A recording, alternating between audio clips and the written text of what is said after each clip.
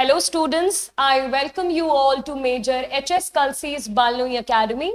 This is your English mentor Asmita Singh, and today we'll be covering the questions of NDA 2026.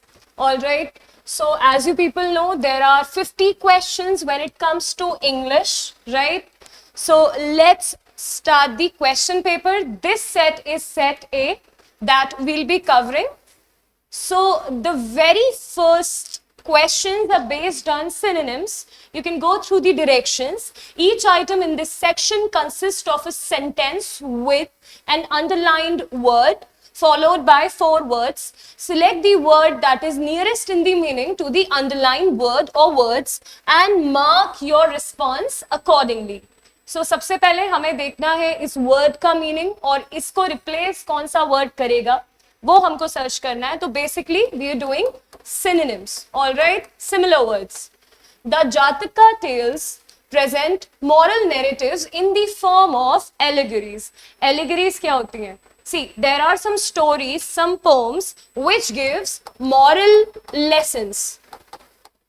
ठीक है, तो moral lesson जब देते हैं किसी पोम या किसी स्टोरी के थ्रू उसको बोला जाता है एलिगरीज. The right answer is parables. Parables में भी बेसिकली आपको एक स्पिरिचुअल लेसन या फिर एक मॉरल अंडरस्टैंडिंग दी जाती है. जैसे कि एक स्टोरी थी टॉर्टोइज और रैबिट की, तो उसके थ्रू आपको एक लेसन दिया गया था, right? So that is एलिगरीज, parables. अगर मैं बात करूं एफोरिज्म और अडेजिस की, ये दोनों सिमिलर वर्ड्स हैं. इनका मीनिंग होता है idioms. All right, and what is the meaning of enjambments? Enjambments का मतलब होता है अगर कोई पोम या कोई भी आपके सामने स्टोरी है उसमें कोई भी पंक्चुएशन का यूज नहीं हुआ है, एक स्टैंजा या एक लाइन शुरू हुई और वो कॉन्टिन्यूएशन में है, there is no punctuation used in that. ठीक है, ना ही कॉमा है, ना ही फुल स्टॉप है, ना ही कोई एक्सक्लेमेटरी साइन है. So the right answer is parables. Let's do the question number 2. He was upbraided for appearing in court in a state of aberration. सबसे पहले इस वर्ड का मीनिंग देखते हैं, बिकॉज आपको जितने भी हार्ड वर्ड्स दिखाई दे रहे हैं इवन क्वेश्चन में, please make a note of it, क्योंकि यही वर्ड्स हैं जो आपके एग्जाम में आएंगे. ठीक है, अपब्रेडेड इज टू स्कोल्ड. तो कोर्ट में उसको क्या किया गया? डांटा गया. क्यों डांटा गया? क्योंकि वो कोर्ट में नशे की हालत में आया था. ठीक है, so what would be the right answer? Intoxication. Inebriation का मतलब होता है नशे में होना, इन अ स्टेट या फिर under the influence of alcohol.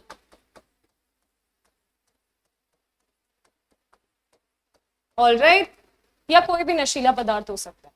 चलिए, यूलुएशन क्या होता है? जो एक बहुत तेज चीख होती है, एक हाई पिच्ड वॉइस होती है, उसको क्या बोला जाता है? यूलुएशन. ठीक है, जो सही नहीं है. कन्फैबुलेशन क्या होता है? कन्फैबुलेशन का मतलब होता है कंफ्यूजन. सॉरी, कन्फैबुलेशन का मतलब होता है डिस्कशन. वेट,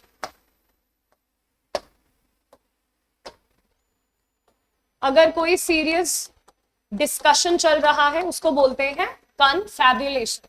और सब्लिमेशन क्या होता है स्टूडेंट्स? सब्लिमेशन होता है सॉलिड स्टेट से सीधे गैसीय स्टेट में कन्वर्जन होना. ठीक है, that is known as sublimation. The right answer is intoxication. हालांकि इस बार एनडीए में देखा गया जो ऑप्शंस पे भी वर्ड्स रखे हुए थे वो काफी टिपिकल थे. ठीक है, ऐसे में हो सकता है आपको कंफ्यूजन हो that what would be the right answer. Pattern में काफी चेंज किया है इस बार एनडीए ने. ठीक है, तो उसका ही ध्यान रखना है. The obstreperous behavior of the students inside the classroom drew the attention of the principal. What is obstreperous? See, obstreperous कौन से students होते हैं या कैसा behavior होता है? The behavior which is rowdy. ठीक है, या फिर आप बोल सकते हैं the behavior which is not at all orderly. तो what would be the synonym of obstreperous? Unruly. जो बच्चे किसी की नहीं सुनते, कैसे होते हैं? डिसऑर्डरली होते हैं. So the right answer is disorderly. Compliant तो इसका एंटोनिम है. कॉम्प्लायंट होता है जो स्टूडेंट्स बहुत ही ओबीडियंट होते हैं। ऐसे स्टूडेंट की ही बात नहीं, आप किसी की भी बात कर सकते हैं। अगर कोई बहुत कॉम्प्लायंट है तो बहुत ही ओबीडियंट है, बहुत ही ओब्लाइजिंग है, ठीक है, बहुत ही बात मानता है या मानती है। ऑब्नॉक्शियस क्या होता है? Something which is very much unpleasant, कोई भी चीज जो बहुत ही अनप्लेजेंट होती है, ठीक है, जो आपको बिल्कुल भी नहीं पसंद, उसको ऑब्नॉक्शियस कहा जाता है। And what is inconspicuous? Class में करा हुआ वर्ड है स्टूडेंट्स, कॉन्स्पिक्यूअस समझते हैं पहले। The things which are conspicuous are very clear, जो चीजें बहुत स्पष्ट हैं, that is known as conspicuous. और इनकॉन्स्पिक्यूअस क्या हो जाएगा फिर उसका ऑपोजिट? दैट इज अनक्लियर, ठीक है। या the things which are very vague, vague मतलब भी होता है something which is not at all clear. All right, so ये तीनों पता होने इंपॉर्टेंट है, but the right answer is disorder. Let's see the question number 4th. These were based primarily in Himachal Pradesh, where the treks were as grueling as the terrain. एक word होता है students taxing, ठीक है। एक word होता है exhaustive, ठीक है। exhausting का क्या मतलब होता है? जो आपको बहुत ज्यादा थका दे, ठीक है।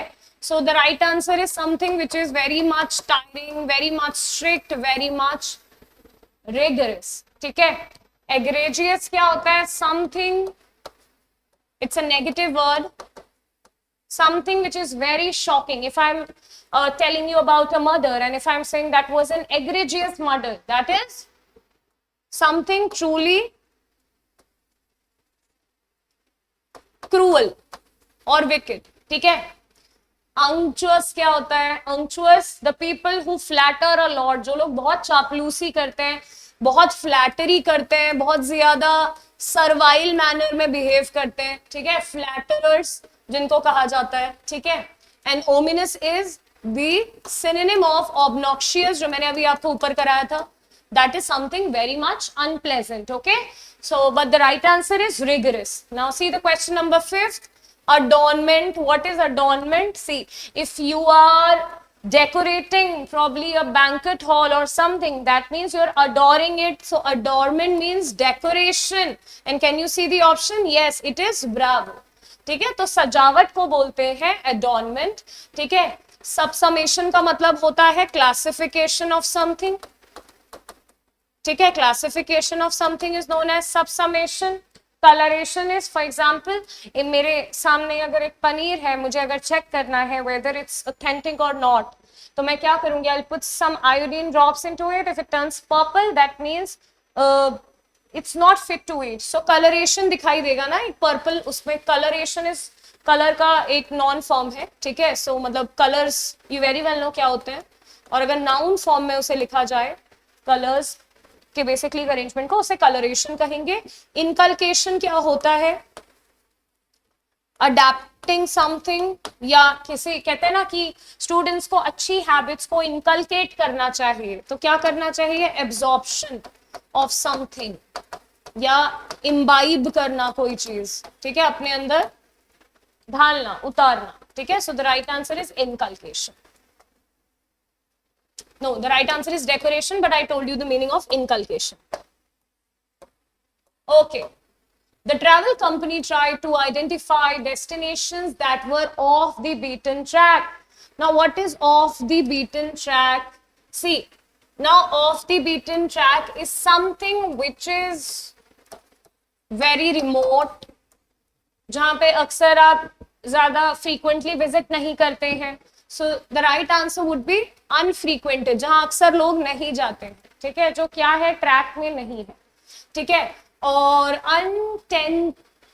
अनटेनेंटेड का क्या मतलब होता है? टेनेंट्स क्या होता है? किराएदार। लेकिन अगर कोई जगह है, कोई इंस्टीट्यूशन है, कोई बिल्डिंग है जो अनटेनेंटेड है, तो उसका क्या मतलब है स्टूडेंट्स? बेसिकली वो जगह कैसी है? खाली है, एम्प्टी है, वहां पे कोई भी आके नहीं रह रहा है, ठीक है। So unattended, no. And untoward क्या होता है? What is untoward? See, the people who are very much impolite, ठीक है, or the people who don't have manners because their behavior is untoward, inappropriate. So anything which is untoward is inappropriate. Okay.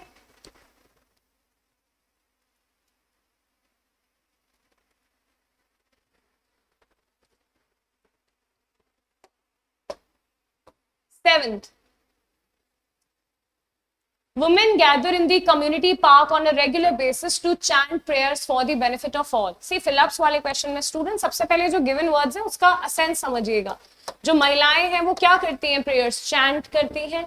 क्या करती हैं? Prayers को recite करती हैं. ठीक है. कंफाउंड मतलब होता है बहुत ही कंफ्यूज्ड होना. इनकलकेट मैंने आपको अभी बता दिया, ढालना या अपने अंदर कोई चीज अब्सॉर्ब करना.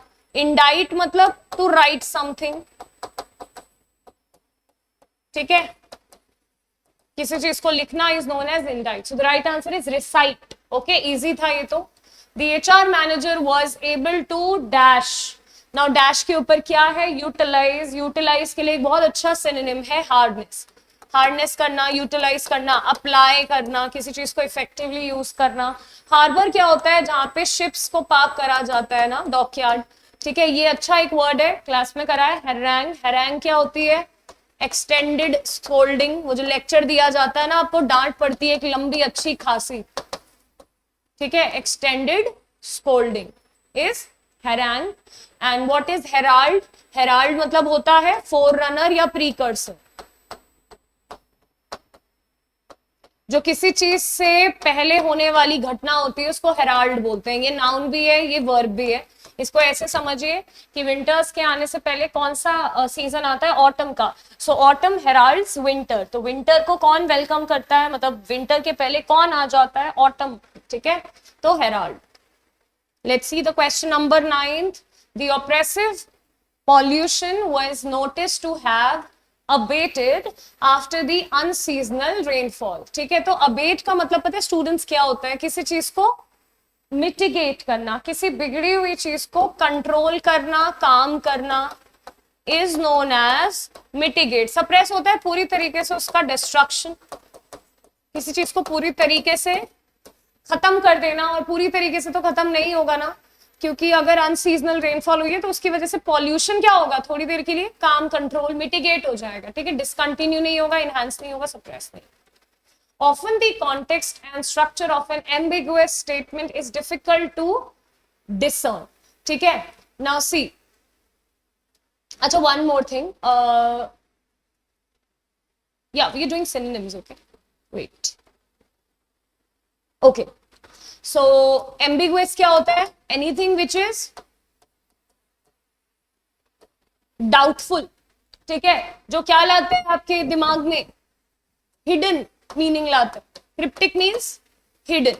ठीक है, so the right answer is this. Explicit मतलब क्या होता है? Something which is very clear, जो चीजें बहुत स्पष्ट हैं. एम्बिग्युअस का एंटोनिम होगा एक्सप्लिसिट. ठीक है, और एब्सोल्यूटिस्टिक, इट्स अ वर्ड का आउट ऑफ एब्सोल्यूट तो होगा नहीं. सॉलिपिस्टिक कौन होते हैं? ये वो लोग होते हैं जो बहुत ही एरोगेंट होते हैं. क्या होते हैं? एरोगेंट. ठीक है. See, next set of questions again. अभी आपने 10 synonyms करे, अब हैं 10 antonyms. इस बार vocabulary बहुत ज्यादा दी गई थी एनडीए में. ऐसा नहीं है कि vocab नहीं आती, but they are probably changing pattern every year or in every cycle. साल में 2 बार एनडीए होता है. पिछली बार they gave you a lot of fill in the blanks, but this time they gave you a lot of vocabulary, right? So anyway, अभी दिए हैं 10 questions. Based on antonyms तो करते हैं solve. She had a ruddy open face and an oddly guileless manner. Ruddy देखिए होता है red and healthy. ठीक है, जो लोग बहुत ज्यादा क्या होते हैं? robust होते हैं, healthy होते हैं. So अब opposite ढूंढना है ना, but सारे words देखते हैं. cacophonous का क्या मतलब होता है? Something which is very harsh, a harsh sound. ठीक है, जिसको कर्कश या फिर जिसको हम बोलते हैं ना जस्ट ऑपोजिट टू सुरीला, दैट इज बेसुरा. That is a harsh voice और sound is known as cacophonous. Nauseous is something sick which causes vomiting. ठीक है, ये तो आसान है. Bumptious क्या होता है? Someone who is very much arrogant and boastful, अपनी ही बड़ाई, अपनी ही तारीफ. So the right answer is cadaverous. What is cadaverous? Pale, पीला चेहरा, sick. Someone who is very much exhausted. Someone who is very much exhausted, बहुत थका हुआ है, ठीक है. और पीला चेहरा, एकदम कमजोर, शायद बीमार है. That's the right. चलिए अगला देखते हैं. Used to be known among his colleagues for his righteousness. Righteousness, again we have done this word. See, someone who is very fair, someone who is very upright, बहुत ही ईमानदार. तो अपने दोस्तों के बीच क्यों जाना जाता था, क्यों मशहूर था? क्योंकि वो बहुत ही ईमानदार व्यक्ति है, वो बहुत ही अपराइट व्यक्ति है, ठीक है. तो लेकिन अभी हम कर क्या रहे हैं स्टूडेंट? एंटोनिम्स. अच्छा, एक बात का ध्यान दीजिएगा, कई बार एग्जामिनेशन में ये देखा गया है कि student, because they are probably doing synonyms, तो वो उनका ब्रेन एकदम अलाइन हो जाता है कि मुझे सिनोनिम मार्क करना है, बट अचानक से क्वेश्चन का डायरेक्शन चेंज कर दिया और अब आपसे एंटोनिम पूछे. ऐसे में एग्जामिनर ने जानबूझ के इसमें सिनोनिम भी रखा है ताकि आप कंफ्यूज हो जाए. आपको उस टाइम अलर्ट मोड में ये ध्यान रखना है कि whether I am doing synonyms और एंटोनिम्स. तो हमें राइटियसनेस का क्या चाहिए? एंटोनिम चाहिए. Iniquity, which is the right answer, इसका मतलब होता है अनफेयर, ठीक है, जो लोग जस्टिस नहीं करते हैं, ठीक है. इंजेन्युइटी मतलब अगर किसी इंसान में बहुत इंजेन्युइटी है, मतलब बहुत स्किल्स है, वो बहुत ही इंटेलिजेंट है, ठीक है, बहुत ही समझदार है.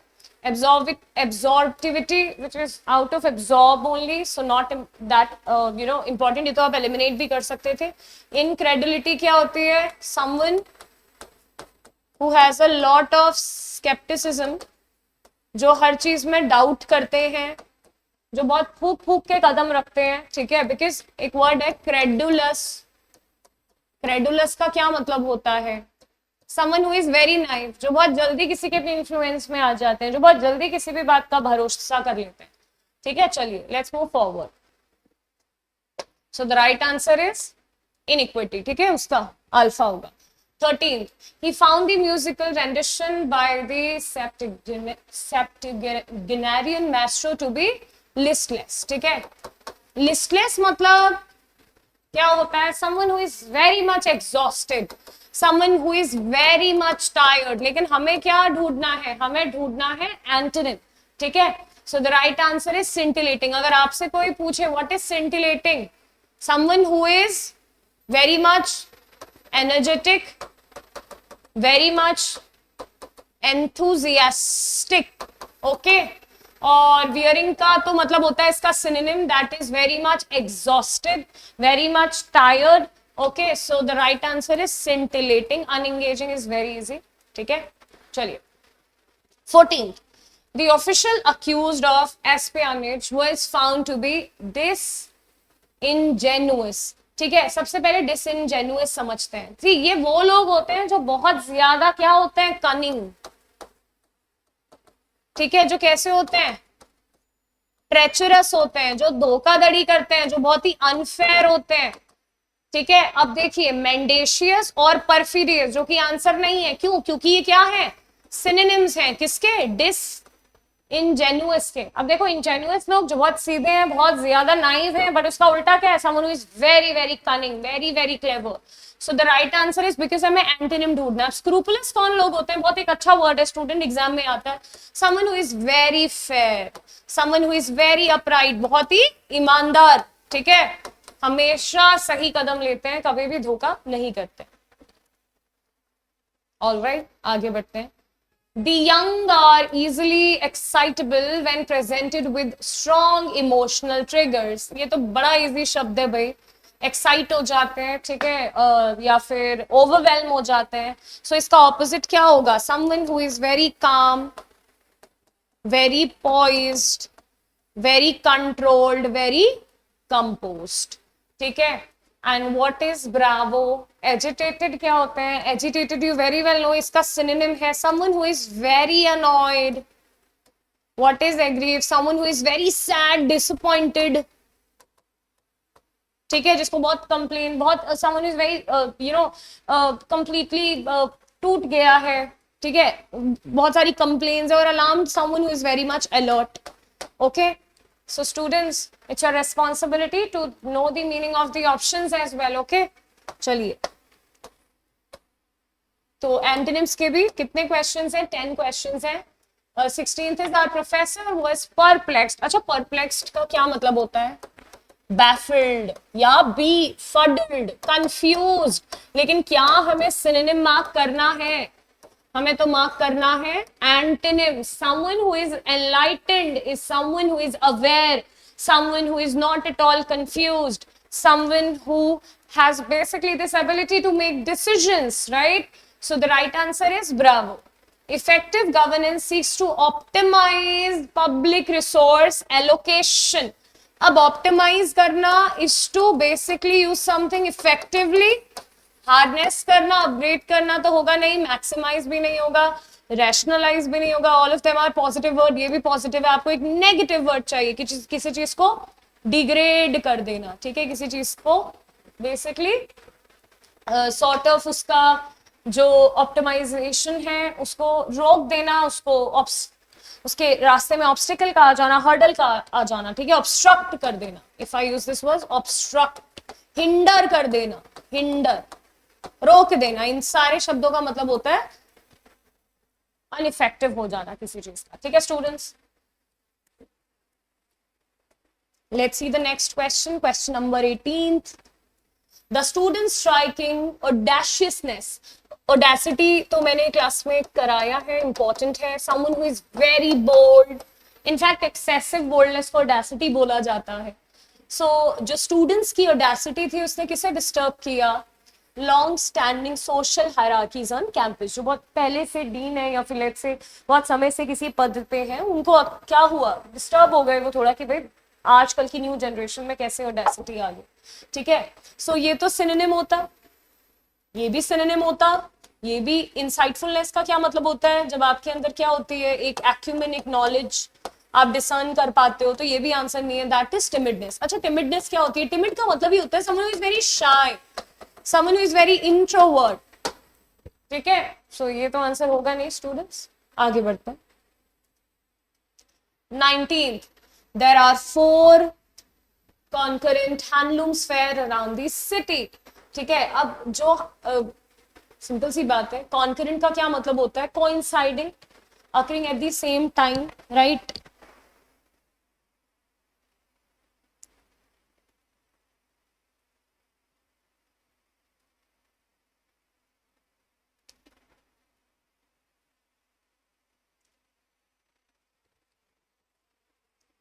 और सेम टाइम का ऑपोजिट क्या होगा? जो एक के बाद एक होगा. सो what would be the right answer? पहले सारी वर्ड्स भी देख लेते हैं. Distributive is out of distribute, so that would not be the answer. ये अच्छा वर्ड है. एबरेटिव का क्या मीनिंग होता है स्टूडेंट्स? एबरेशन एक और वर्ड आता है, that is out of track. Out of track. Okay, and abstor, this is again something which is not known. So the right answer is consecutive. Lucidity. What is lucidity? Clarity. ठीक है, जब concepts आपके क्या एकदम clear हैं. और ये तो होगा नहीं. फैसिलिटी प्रोवाइड करना नहीं, फेलिसिटी भी नहीं होगा. फेलिसिटी इज ब्लिस, हैप्पीनेस, या किसी को अच्छा फील कराना, किसी को lucky. The right answer is doubt, that is ambiguity. Okay, ambiguity. चलिए, so we have completed 20 questions so far. As you know, GAT में 50 questions आते हैं स्टूडेंट्स एनडीए के. और जो नेक्स्ट सेट ऑफ क्वेश्चंस हैं उनका डायरेक्शन पढ़िए क्या लिखा हुआ है. Given below are some idioms and phrases. अब आपसे कुछ idioms and phrases पूछे गए हैं, आपको उनके मीनिंग मार्क करने हैं. सही, बहुत इजी है. ठीक है, so select the most appropriate alternative which gives the correct meaning of the idiom or phrase and mark your response on the answer sheet accordingly. सबसे पहले nuts and bolts का क्या मतलब है? स्टूडेंट, जब आप किसी चीज की प्रैक्टिकल डिटेल में जाते हैं ना, डेप्थ में जाके किसी चीज का एनालिसिस करते हैं, उसको बोला जाता है nuts and bolts. So to complete the first step in a process, no. To receive harm or punishment for one's action, no. To irritate people and make them go away, no. इसका तो मतलब होता है to get into someone's skin.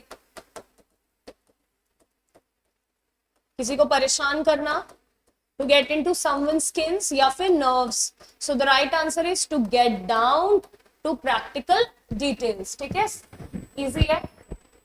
Hat in hand, there are some people who are very much polite, there are some people who are very much humble. ठीक है, so what's the word for that? Hat in hand means someone with humility. ठीक है, जो क्या है, humble है. ठीक है, बिल्कुल भी बम्चियस या घमंडी नहीं है, arrogant नहीं है. Easy to use, available to anyone. या to marry someone. Marry someone के लिए एक इडियम है to walk down the aisle. To walk down the aisle. Okay, that is शादी.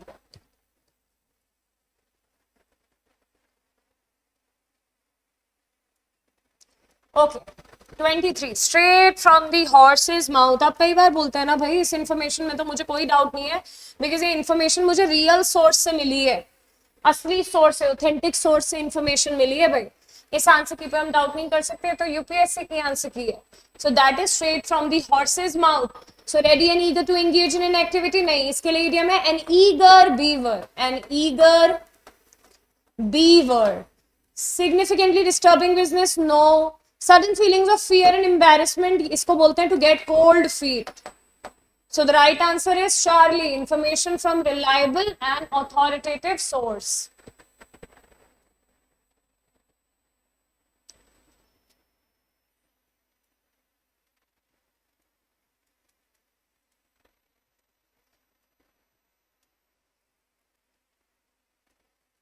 Okay, students, let's proceed. That is bite off more than you can chew. कई बार हम कुछ ऐसा जिम्मेदारी ले लेते हैं, काम ऐसा ले लेते हैं अपने सर पे जो हद से ज्यादा क्या हो जाता है हमारे लिए, भारी हो जाता है. We feel a lot of burden, right? So bite off more than you can chew, to suddenly wrap out in conversation, no. हो जाना किसी conversation में नहीं. To try to do more than you can manage, बिल्कुल यही है सही. To do something that is easiest or cheapest way, no. To exaggerate something wildly, नहीं, बड़ा चढ़ा के, that is exaggerate. Okay, a piece of cake. अच्छा, कोई आपसे बोल रहा है अरे this exam is just a piece of cake for me यार, I'll do it, I'll clear it, I know that. Piece of cake का मतलब है something which is very easy. So what's the right answer? Something that is inviting, no. ठीक है, something very difficult to understand, no. The other options are not right. The right answer is something which is very easy to accomplish. चलिए ये देखिए, ये पहली बार आपके exam में आया था, ठीक है, और हालांकि ज्यादा डिफिकल्ट नहीं था. How many parts of speech are there, हमने क्लास में कवर किया है. There are 8 parts of speech. कौन कौन सी होती है students? Noun, pronoun, adjective, verb, adverb, preposition, conjunction और interjection, right. Once we complete all of them, then हमारे लिए इंग्लिश के रूल्स या ग्रामर को समझना थोड़ा आसान हो जाता है. डायरेक्शंस क्या है, पढ़ते हैं क्या, ये हमसे बेसिकली पूछ रहे हैं. Okay, so they are basically saying each of the following sentences has words underlined. Read the sentences carefully and identify which word class belong to. मतलब ये basically जो underline word है इसकी part of speech क्या है, that's it. ठीक है, और आंसर मार्क करो. पहला क्वेश्चन है he claimed his half share of the booty. Now what is this share? It's a noun, हिस्सा. और मैंने आपको क्लास में पढ़ाया है adjectives क्या होते हैं, which qualify nouns. तो कितना हिस्सा, नाउन के बारे में इंफॉर्मेशन दी जा रही है भाई. आधा हिस्सा जो लूट के लेकर आए थे वो, उसका आधा हिस्सा किसे चाहिए, ये जो भी है ये आस्क कर रहा है. So the right answer is adjective. Noun नहीं है, एडवर्ब नहीं है, डिटरमाइनर नहीं. ठीक है, चलिए अगला क्वेश्चन क्या है. Swimming is a healthy exercise. See, verb ending with ing but behaving like a noun are known as gerunds. क्या कहा जाता है, gerunds. ठीक है, करा है हमने क्लास में. all the words ending with, एक ट्रिक है बहुत अच्छी, जो वर्ड्स ना, ने, नी पे खत्म होते हैं. तो what is swimming?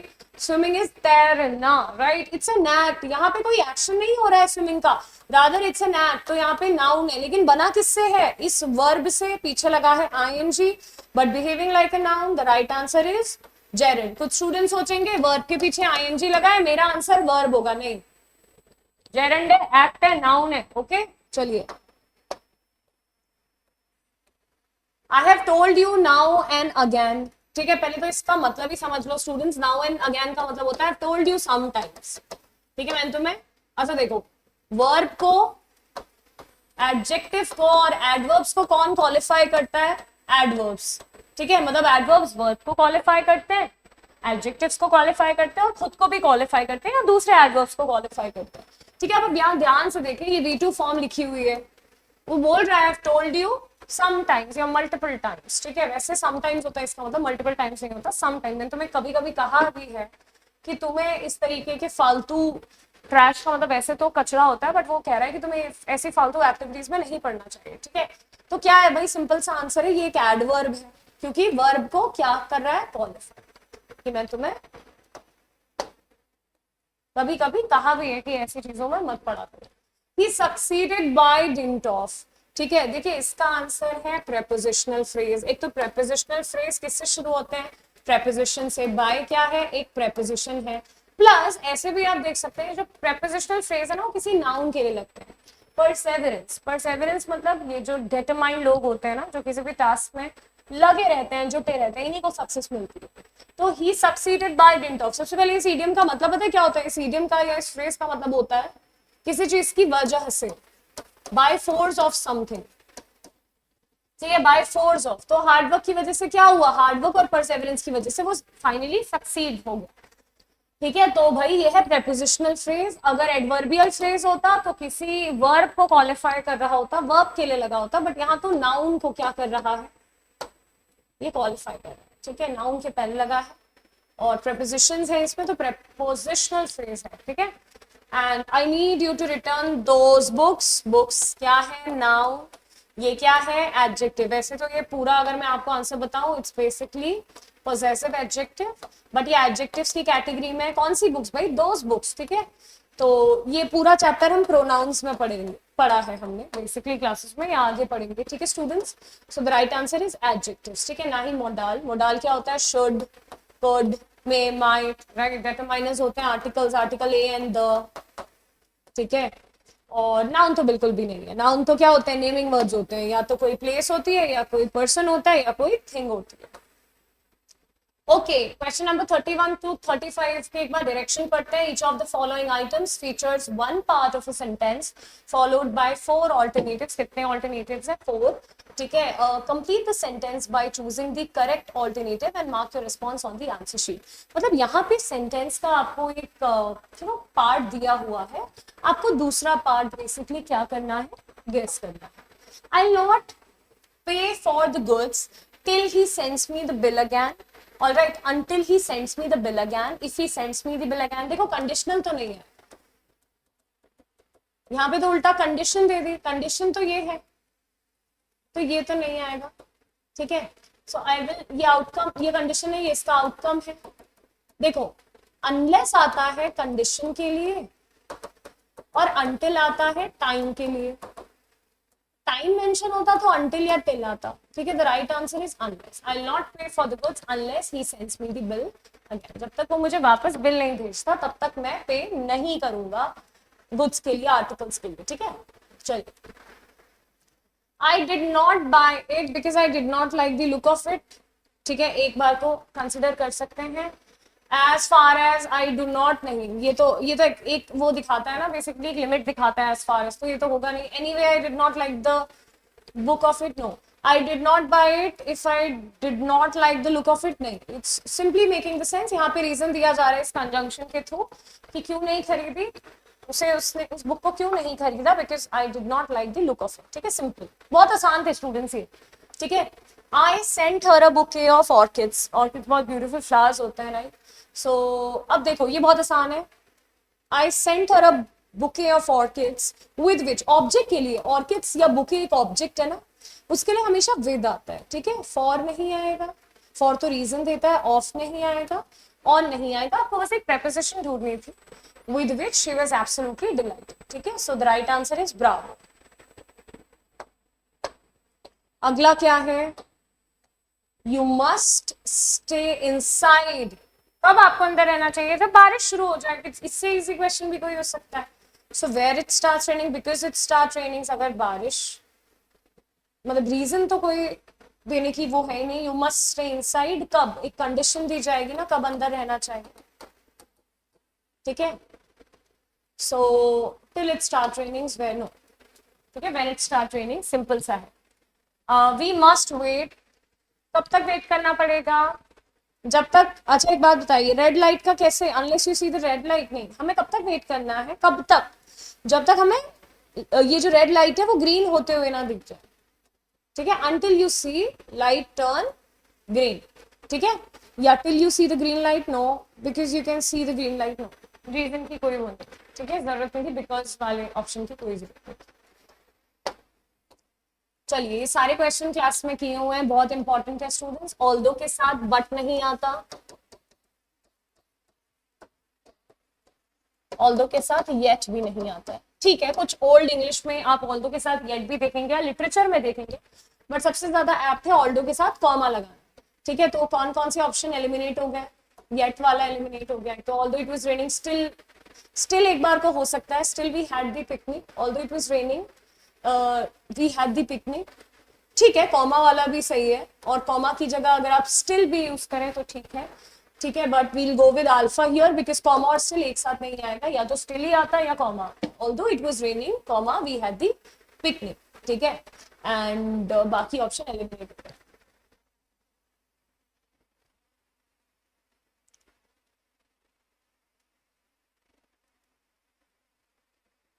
आगे बढ़ते हैं.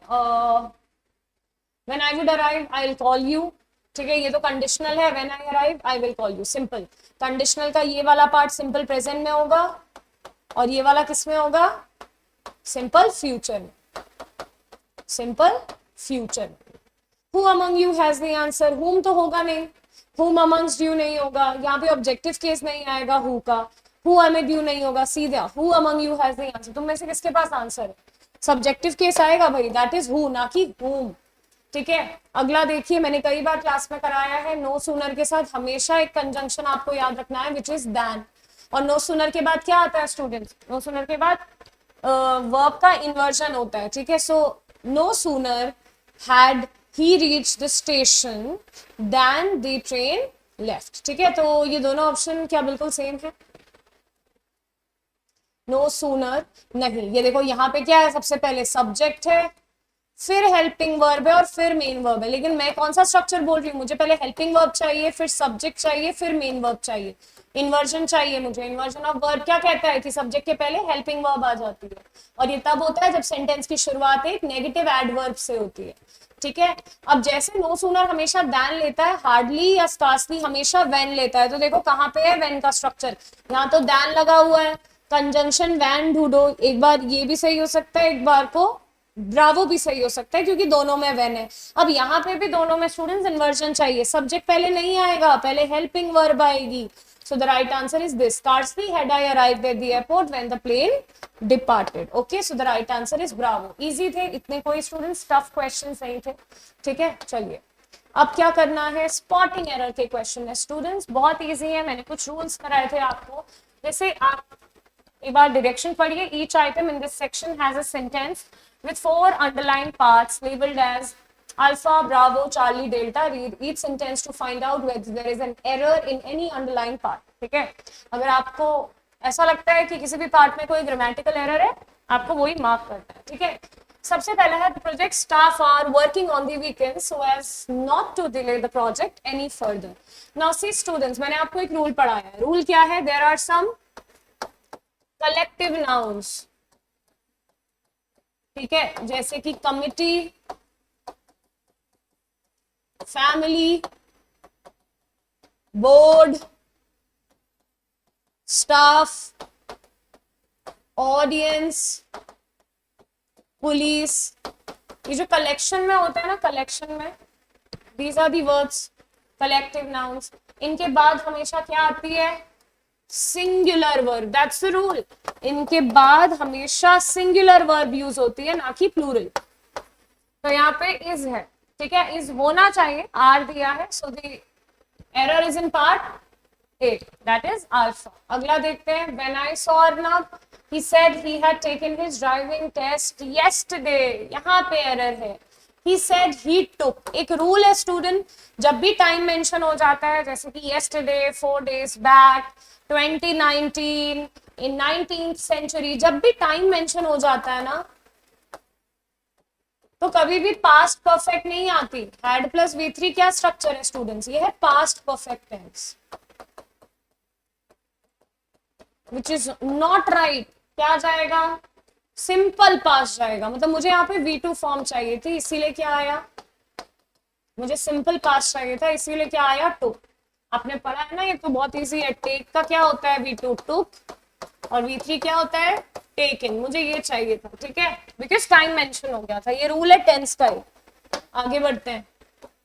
Of all the players it was Ramesh who plan his tactics. ये तो एकदम सिंपल सा एरर है स्टूडेंट। देखो अगर प्रेजेंट में होगा तो रमेश प्लान्स होगा, क्योंकि रमेश है सिंगुलर नाउन और प्लान्स क्या है, सिंगुलर वर्ब। पास्ट में भी होगा तो क्या होगा, प्लान्ड, और बात तो पास्ट की हो रही है ना। सारे प्लेयर्स में से वो रमेश था जिसने पूरी टैक्टिक्स क्या की थी, वो प्लान्ड, पास्ट आएगा, ठीक है। चार्ली ने Many people in India are still not aware of India's indigenous. Indigenous क्या होता है स्टूडेंट्स, होमग्रोन, जो चीजें स्वदेशी होती है, ठीक है। Fabrics that reflects the rich heritage. अच्छा एक बात बताइए, ये क्या है, इंडिजिनस फैब्रिक्स कैसा नाउन है, सिंगुलर प्लूरल? मैम ये तो प्लूरल नाउन है, बिकॉज फैब्रिक्स लिखा हुआ है, और सब्जेक्ट वर्ब अग्रीमेंट क्या बोलता है, plural noun will take plural verb. So indigenous fabrics that reflect, क्योंकि मुझे चाहिए प्लूरल वर्ब, यहाँ पे क्या लगी हुई थी, सिंगुलर वर्ब लगी हुई थी, इसीलिए एरर है। किसमें, delta. Meaningful ecological effects of handloom sector can be optimized through recycling practices. Now see student, यहाँ पे मुझे चाहिए था इस एडजेक्टिव के बाद एक नाउन। अब मैंने कॉन्सेप्ट क्लास में मल्टीपल टाइम समझाया, बहुत इंपॉर्टेंट है, हमेशा आता है। इधर देखिए, वर्ड ये भी सही है और ये भी सही है। एक है प्रभाव, एक है प्रभावित करना या होना, एक है नाउन और एक है वर्ब। मुझे क्या यहाँ पे वर्ब चाहिए थी, नहीं, एडजेक्टिव के बाद मुझे एक नाउन चाहिए था, और नाउन तो होता है इफेक्ट्स। क्या आप बोलेंगे, हार्मफुल इफेक्ट्स ऑफ कोविड-19, या आप बोलेंगे हार्मफुल इफेक्ट्स ऑफ कोविड-19, आप बोलेंगे harmful effects, right. So very please याद रखिएगा, यहाँ पे नाउन चाहिए था, बट इन्होंने क्या लगा के दिया था, यहाँ पे इन्होंने लगा के दिया था वर्ब। वर्ब कहाँ पे आएगा, I am getting dash because of the pollution, तो आई एम गेटिंग, अब मुझे वर्ब चाहिए ना, अब आएगा अफेक्टेड, ठीक है। तो याद रखिएगा कहां पे वर्ब आएगी, कहां पे नाउन आएगी। ओके स्टूडेंट्स,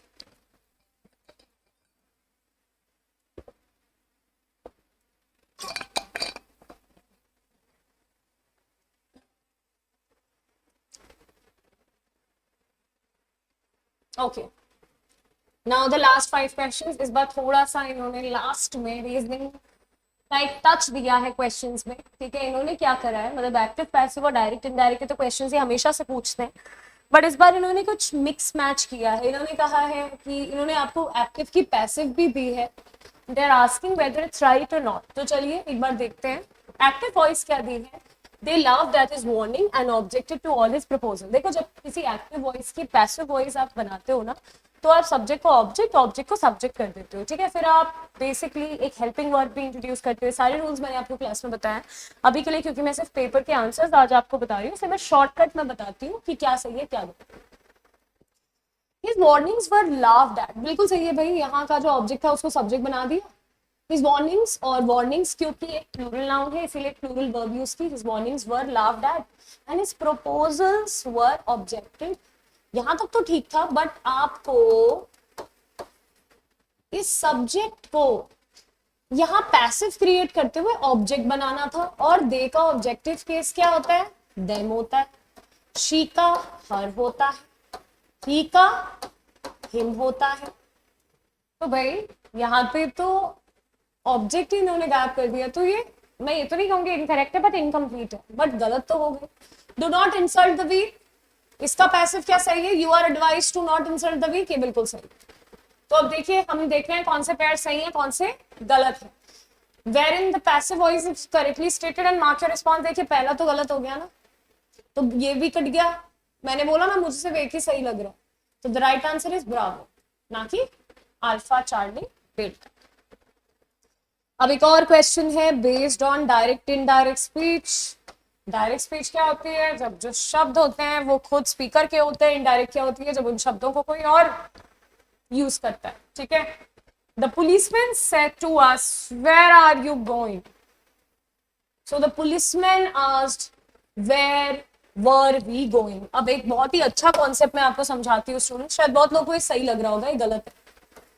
ये तब सही होता, एक ही छोटा सा इन्होंने एरर करा, ये होता सही। The policeman asked where, the policeman, अगर मैं आपको इसका सही बताऊं आंसर ये है, asked where we were going. Ma'am इतने से में भी एरर है? बिल्कुल है। आप वर्ब को ना वे के पहले नहीं लिख सकते, मैं बताती हूँ क्यों। अगर आप स्ट्रक्चर को ध्यान से देखो, ये है मेरी हेल्पिंग वर्ब, ये है मेरा सब्जेक्ट और ये है मेरा मेन वर्ब। इसको बोलते हैं इन्वर्जन ऑफ वर्ब। क्या बोलते हैं स्टूडेंट्स? वर्ब का इन्वर्जन हो जाना। ये सिर्फ दो केसेस में होता है, जब एडवर्ब से शुरुआत होती है सेंटेंस की, या जब मैं इंटेरोगेटिव सेंटेंसेस फॉर्म करती हूँ। अब मुझे आप एक बात बताइए, जो मैंने अभी आपको नो सूनर और हार्डली स्कार्सली वाला क्वेश्चन कराया था, वहां पे मैंने इसीलिए इन्वर्जन लिया था बिकॉज वहां पे एक एडवर्ब से शुरुआत हो रही थी। बट यहाँ पे तो ना एडवर्ब से शुरुआत हो रही है, तो आर्टिकल से शुरुआत हुई है, ना ही मैं क्वेश्चन पूछ रही हूँ। ठीक है, पुलिसमैन तो अपने शब्दों में क्वेश्चन ही पूछ रहा था, बट जब पुलिसमैन की बात को मैं या किसी और ने किसी और शब्द में कहा, अपने शब्दों में कहा, तो क्वेश्चन थोड़ी पूछा। कभी भी याद रखिएगा, डायरेक्ट स्पीच अगर इंटेरोगेटिव में होती है तो उसकी इनडायरेक्ट हमेशा असर्टिव में बनती है, मतलब फुल स्टॉप में बनती है। फुल स्टॉप में बनती है तो इन्वर्जन नहीं चाहिए। तो ये तब तो सही होता जब यहाँ पे वी वर गोइंग होता, बट एक छोटा सा एरर है, तो ये तो इनकरेक्ट हो गया। Call the first witness said the जज। जज ने क्या बोला? पहले विटनेस को बुलाओ। द जज said them to call the witness first. क्या विटनेस को पहले बुलाओ? नहीं, या पहले विटनेस को बुलाओ। अगर यहाँ पे ये होता ना, द जज said them to call the first witness, तब तो सही होता। बट यहाँ तो पूरा सेंस चेंज कर दिया भाई, दोनों के दोनों गलत हो गए स्टूडेंट्स। ना वन है, sorry this is the right answer, क्योंकि ना वन सही है ना सेकंड सही है ना दोनों सही है। The right answer is neither one nor two. अच्छा था ये। Okay, let's move forward. फिर से एक क्वेश्चन है यहाँ। सबसे पहले तो आपको कुछ पढ़ना है, रीड करने हैं इडियम्स को। सबसे पहले ये कह रहे हैं कि have one foot in the grave का मतलब होता है to be in the last stage of life. ठीक है, फिर ये कहते हैं गेट योर फीट वेट का मतलब होता है establish yourself securely in an establishment. ठीक है, और फॉलो सूट का मतलब होता है किसी को फॉलो करना या कंफर्म करना दूसरे के एक्शन को। कंफर्म नहीं, CONFIRM वाला कंफर्म नहीं, कंफर्म मीन्स टू फॉलो। ठीक है, अब मेरी बात ध्यान से सुनिए। अब ये पूछ रहे हैं कि इनमें से कौन से सही है कौन से गलत। तो ऊपर हमें ऑप्शन देखने होंगे स्टूडेंट, पहले मैं आपको पहले सारे बता देती हूँ। ये तो बिल्कुल सही है। Have one foot in the grave का मतलब है कि भाई अब ये जो भी ये सिचुएशन है ना, वो क्या है, लास्ट स्टेज में। अब ये क्या होने वाला है, इसका अंत होने वाला है। गेट योर फीट वेट का ये मतलब नहीं होता। गेट योर फीट का मतलब होता है टू ट्राई समथिंग न्यू, जिसमें थोड़ा रिस्क भी हो सकता है, लेकिन आप पहली बार कुछ कोशिश करें, ना कि आप कहीं पे खुद को इस्टेब्लिश कर चुके हो। फॉलो सूट ये सही है, किसी को फॉलो करना, किसी के एक्शन को या किसी के प्रिंसिपल्स, किसी के सिद्धांत को फॉलो करना। तो हमसे क्या पूछा है ऊपर ऑप्शंस में देखिए, हमें देखना है कि कौन सा मीनिंग सही स्टेट किया गया है कौन सा नहीं। तो मैंने आपको अभी बताया वन तो सही है, ठीक है, और लेकिन थर्ड भी सही है। तो सबसे अच्छा या सबसे करेक्ट ऑप्शन तो यही है ना, क्योंकि ये कह रहा है सिर्फ पहला ही सही है या तीसरा ही सही है। नहीं, पहला और तीसरा दोनों सही है, सेकंड तो गलत था ही, आपने देखा। ठीक है, चलिए the last two questions of the day students, इनको भी कर लेते हैं। कुछ ग्रुप ऑफ वर्ड्स दिए, ठीक है, जो चीज सड़ जाती है, गल जाती है, क्या हो जाती है, डीके हो जाती है, ठीक है, और इससे डिस्गस्टिंग स्मेल आ रही होती है, क्या उसको प्यूट्रिड बोलते हैं? ये तो बिल्कुल सही है। राय का मतलब humorous in a clever and often ironic way, बिल्कुल, जो लोग सरकाज़म करते हैं, ठीक है, उसको उस तरीके को ही राय बोला जाता है। ठीक है, humorous in a clever way. In a state of tremulous excitement, बिल्कुल फ्लटर में होना, to be in a flutter, that is, ये एक इडियम भी है, in a flutter, to be always excited या कुछ ज्यादा ही नर्वस, मतलब कोई भी ऐसी स्टेट जहां पे आप काम नहीं, कंपोज्ड है। ये तो तीनों सही है, ये पूछ भी हमसे यही रहा है कौन सा करेक्टली स्टेटेड है, ठीक है, तीनों सही है, 1 and 2 ओनली नहीं, 2 and 3 ओनली नहीं, 1 and 3 ओनली नहीं, the right answer is delta. Students कई बार मैंने इसमें आपको कंफ्यूज होते देखा है, आपको आंसर तो पता होता है, आपने अच्छे से मैच भी कर लिया होता है, बट यहाँ पे आप आके कंफ्यूज होता है, तो ये गलती मत करिएगा, ठीक है। Last but not the least, हमें कुछ फिल करना है, ठीक है, फिल इन द ब्लैंक्स। अब देखिए पिछली बार 15 क्वेश्चन थे फिल इन द ब्लैंक्स, इस बार सिर्फ एक क्वेश्चन दिया हुआ है।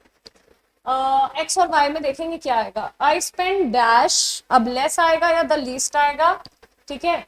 अब सिंपल सी बात है, देखो ना कंपैरिजन हो रहा है ना पूरी फैमिली का उस लड़के के साथ, और वो कह रहा है कि मैं सबसे कम खर्चा करता हूँ। अब मैंने एडजेक्टिव्स की आपको 3 डिग्री बताई है स्टूडेंट, एक तो सिंपल, एक कंपैरेटिव और एक सुपरलेटिव। तो यहाँ कौन सी डिग्री आएगी, देखो अगर मैं दो में कंपैरिजन कर रही होती तो मैं कंपैरेटिव डिग्री लगाती, बट यहाँ तो मैं कह रही हूँ कि ये जो बच्चा है, जिस भी बॉय की या जिस भी गर्ल की बात हो रही है, वो अपनी पूरी फैमिली के कंपैरिजन में सबसे कम खर्चा करता है, और सबसे कम या सबसे ज्यादा के लिए हमेशा सुपरलेटिव डिग्री आती है। तो मैं क्या लगाऊंगी, मैं ढूंढूंगी सुपरलेटिव डिग्री, जो कि है ये, the people who work the hardest make a few the fewest mistake.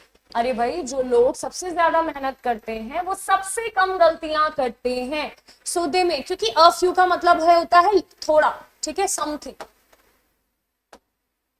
जब थोड़ी गलतियां करते हैं सबसे कम गलतियां करते हैं, सबसे कम गलतियां करते हैं ना द फ्यूएस्ट। तो बताइए कहाँ है ऑप्शन, द लीस्ट और द फ्यूएस्ट वाला, alpha. Okay students,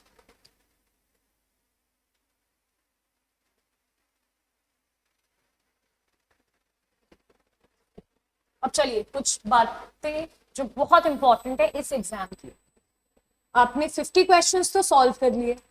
if I talk about this GAT section, ये बहुत इसीलिए भी इंपॉर्टेंट है because with every right answer you get 4 marks. When it comes to mathematics you get 2.5 marks for every right answer, but when it comes to GAT जिसमें total 150 questions हैं, तो आप weightage देख ही सकते हैं कि 600 मार्क्स आउट ऑफ 900 GAT के मिलेंगे, और मैथ्स के कितने क्वेश्चन होते हैं 120, 300 मार्क्स आपको मैथमेटिक्स वाले सेक्शन से मिलेंगे।